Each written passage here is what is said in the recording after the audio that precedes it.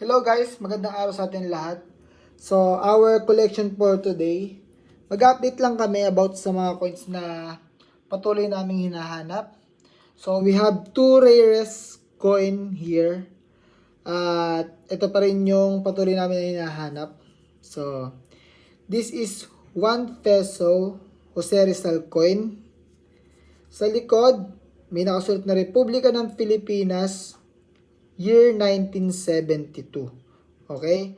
Ang presyo po nito ay umabot na ngayon ng 1,000 pesos at tinas namin siya ng 1,200 depende sa quality ng coin. Kung sobrang quality pa ng coin katulad nito, pwede siyang umabot ng 1,200 pesos.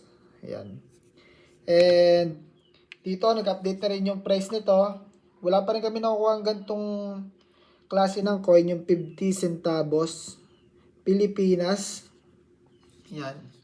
Ito vintage na tong coin na to kasi kung makikita nyo, United States of America, year 1921, more than 100 years old na to. Kaya sobrang taas na ng value nito. Umabot na to ng 40,000 pesos. Itong gantong klase ng coins at kung quality pa. Yan. At ito, isa sa pinaka-rare natin. Ito yung Liberty in God We Trust. May nalagay na 2,000 sa gilid.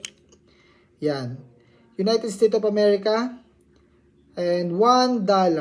Yan. Ito po, nagkakalaga po ito ngayon ng 78 hanggang 80,000 pesos kasi ito ay pure gold.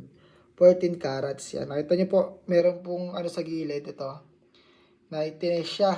And ito ay isang legit na coin na 24 carats. So, kung meron kayong mga gantong klase ng coins at iba pang old coins, mag-follow at mag-comment lamang po kayo and wait for our reply.